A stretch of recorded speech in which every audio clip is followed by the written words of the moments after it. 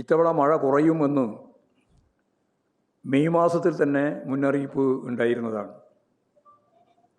യുദ്ധകാലാടിസ്ഥാനത്തിൽ ക്രമീകരണം നടത്തേണ്ടുന്ന UDF സർക്കാർ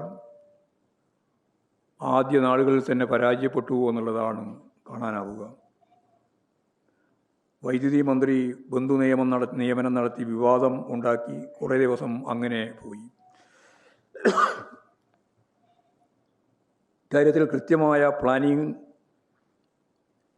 LDF സർക്കാർ ഇടപെട്ട രീതിയിൽ വൈദ്യുതി പ്രതിസന്ധി ഇല്ലാതെ മുന്നോട്ടേക്ക് കൊണ്ടുപോകാൻ സാധിച്ച 10 കൊല്ലത്തിൽ നിന്നും വ്യത്യസ്തമായി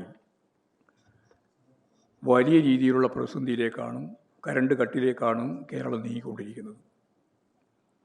യാതൊരു പ്രതീക്ഷയും നൽകാൻ മന്ത്രിക്ക് സാധിക്കുന്നില്ല. മന്ത്രി പത്രസമ്മേളനം നടത്തിയിട്ട് പറഞ്ഞത് നമുക്കെല്ലാം പ്രാർത്ഥിക്കാം എന്നാണ്. പ്രാർത്ഥനയുടെ ഭാഗമായിട്ട് കരണ്ട് കട്ട് ഒഴിവാവില്ല എന്നെല്ലാവർക്കും അറിയാം. എന്ന് പറഞ്ഞാൽ ജനങ്ങളോട് കൃത്യമായി ഉത്തരം പറയേണ്ടുന്ന ബാധ്യതയുള്ള മന്ത്രി അതിൽ നിന്ന് ഒഴിഞ്ഞു മാറാനുള്ള ശ്രമമാണ് നടത്തിയിട്ടുള്ളത്. ഇതിൻ്റെ ഭാഗമായി വലിയ പ്രതിഷേധം കേരളത്തിൽ ഉയർന്നു വന്നിട്ടുണ്ട്. അതുകൊണ്ട് ഞങ്ങളിതുമായി ബന്ധപ്പെട്ട് കേരളത്തിലെ എല്ലാ ലോക്കലുകളിലും വരുന്ന 26-ാം തീയതി ഒരു പ്രതിഷേധ കൂട്ടായ്മ സംഘടിപ്പിക്കണം എന്ന് തീരുമാനിച്ചിട്ടുണ്ട്. എല്ലാ വീടുകളിലും അവിടെ പ്രതിഷേധം അറിയിക്കത്തക്ക രീതിയിൽ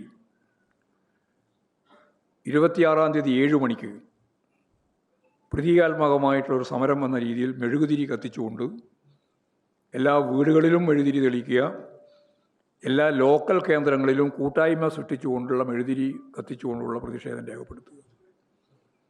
ഇത് കേരളത്തിലുടനീളം നടത്തേണ്ടുന്ന ഒരു മെഴുകുതിരി ഉപയോഗപ്പെടുത്തി പ്രതീകാത്മകമായി ഈ കരണ്ട് കട്ടിന് നേതൃത്വം കൊടുക്കുന്ന കേരളത്തിലെ ഗവൺമെൻറ്റിൻ്റെ സമീപനം തുറന്നു കാണിക്കത്തക്ക രീതിയിൽ വീടുകളിലും അതുപോലെ തന്നെ ഈ ഓരോ മേഖലയിലും ആ രീതിയിലുള്ളൊരു പരിപാടി സംഘടിപ്പിക്കണമെന്ന് ഇപ്പോൾ ആലോചിച്ചിട്ടുണ്ട്.